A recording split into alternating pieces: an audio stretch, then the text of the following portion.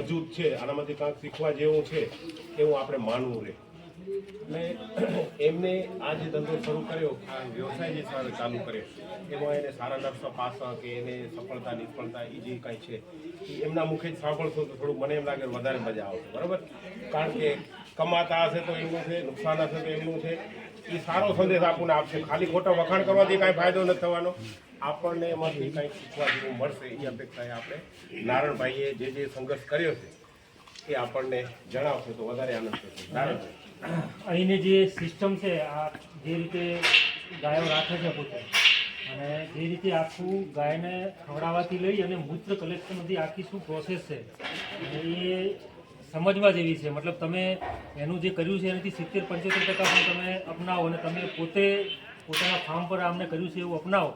અને એમને જે સિસ્ટમ, જે દોવણની સિસ્ટમ છે, મૂત્ર કલેક્શનની સિસ્ટમ છે, દાણની સિસ્ટમ છે, ચાટણ હીટ મૂકી છે, પછી ઘાસચારો કયા ટાઈમે પ્રોવાઈડ કરે છે, કયા ટાઈમે રસીકરણ છે, એ આખી સિસ્ટમેટિક જે એમને બનાવ્યું છે એ વિશે. સૌ પ્રથમ તો બધા અહીંયા પધાર્યા છો, તમારો સમય લઈને. આજે ગમે એ વ્યક્તિ હોય, એક દિવસ કાઢો એટલે પોતાનો ખેડૂતો હોય કે પશુપાલકો હોય, એમ થાય કે ભાઈ કાંઈક શીખીને જઈએ. તમે અહીંસા ગામે પણ જોયું હશે, અહીંયા અમારી પાસે તો એક નાનું એવું છે પણ એક મોડલ ફાર્મ. તમને એક બે નવી વસ્તુ જે અજોલા ઘાસ છે એના વિશે પણ થોડુંક એવું બતાવીશ. એક અમે પ્રયોગ કર્યો છે, સફળ પણ થઈ ગયો છે. હવે થોડાક ડિસ્ટર્બેશનના કારણે શિયાળાની ઋતુમાં એની નબળાઈ રહે છે. પછી આવતા વર્ષ સુધી અમે પાકું પણ એનું કરી નાખશું. જે બહુ કિંમતી અને સારી વસ્તુ છે કે ખાણદાણની અંદર આપણે એનો ઉપયોગ કરીએ તો 50% નહીં પણ 30% જેવો ખર્ચ ઘટાડી શકાય. 12 તેરી 36 3,60,000. અમારે સૌથી વધારે ખર્ચ છે ખાણદાણનો, એટલે એના ઉપર જે વધારાનો નફો છે એ ખાણદાણમાં હલ્યો જાય છે પશુપાલકોનો. કે ભાઈ આપણે રાજદાણ ખવડાવતા હોઈએ કે ખોળ ભૂસો કે એની અંદર વધારે પડતો ખર્ચ થાય છે.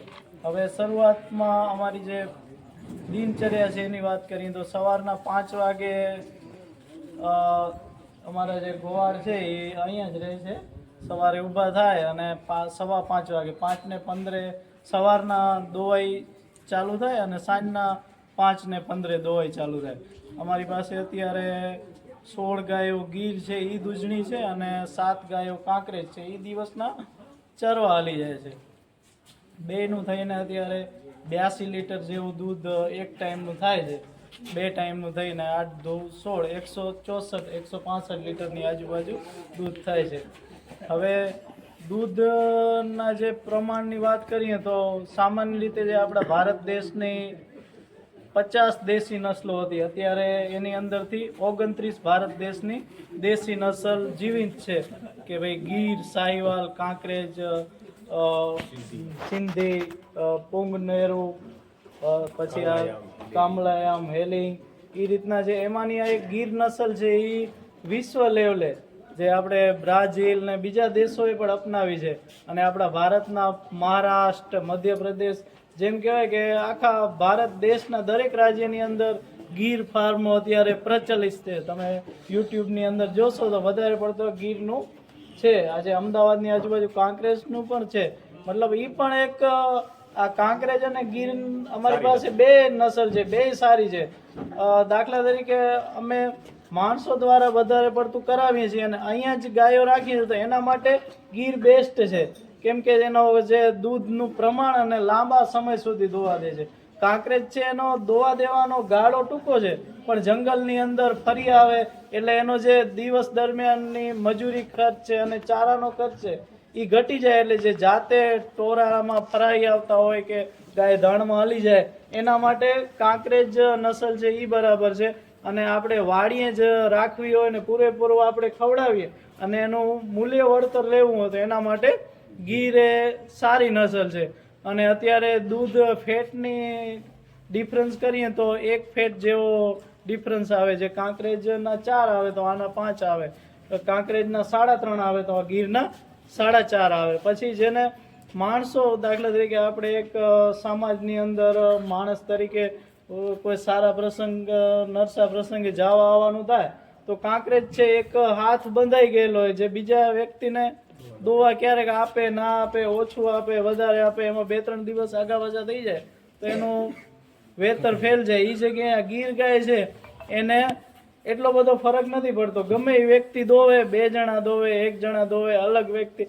તમે પણ અત્યારે અમારી એટલી ગીર ગાયો અંદર છે, ગમે એ વ્યક્તિ દોશે તો 1-2 ગાય સિવાય કોઈ મોટા ભાગનો ફરક નહીં આવે. કોઈને ના નહીં પાડે, પછી દૂધ ચડાવી ન જાય, પૂરેપૂરું વારી આવે, આપણને પૂરેપૂરું દૂધ દે.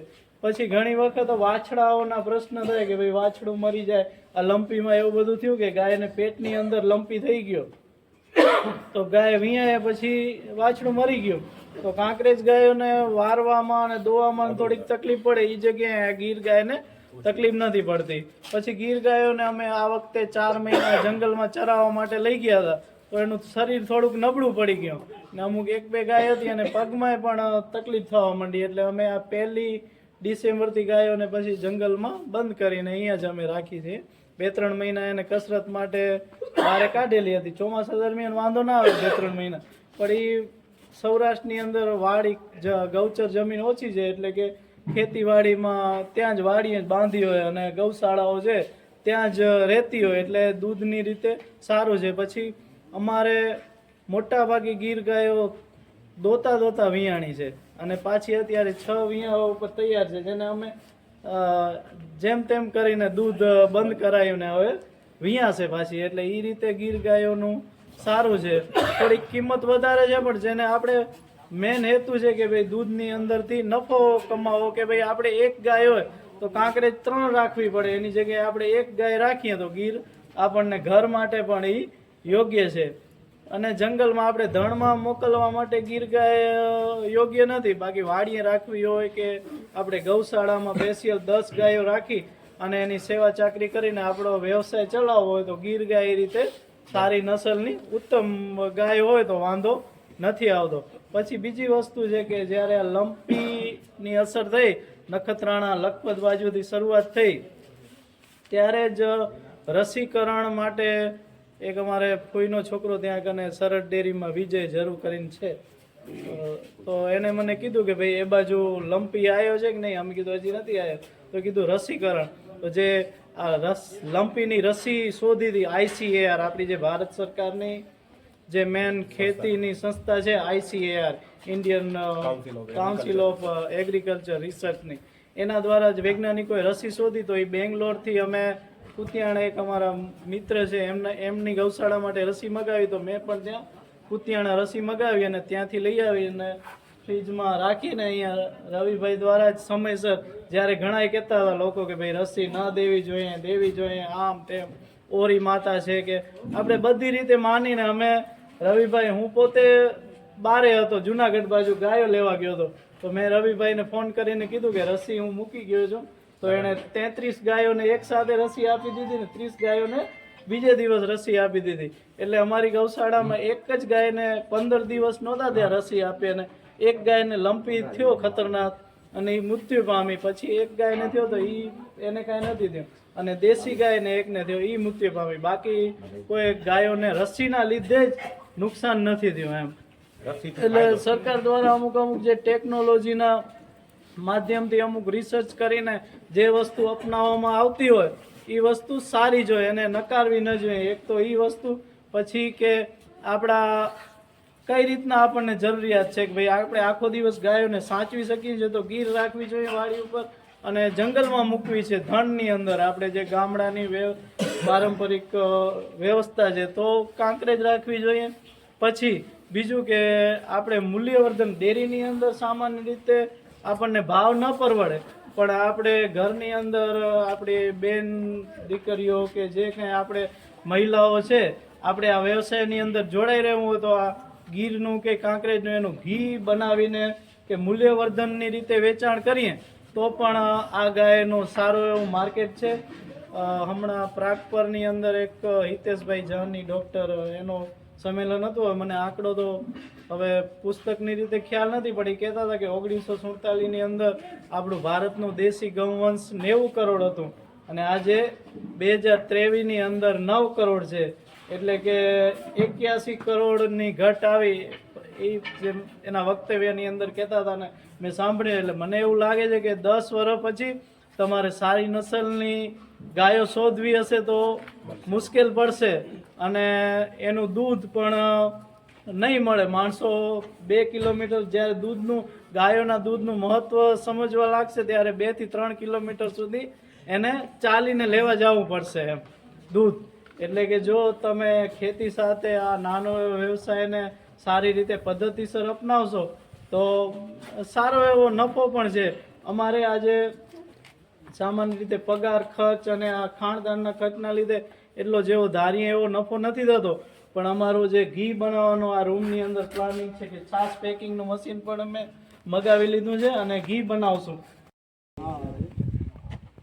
શિયાળામાં થોડુંક નબળું પડે, ચોમાસા ઉનાળામાં વધારે થાય, લીલું થઈ જાય એકદમ.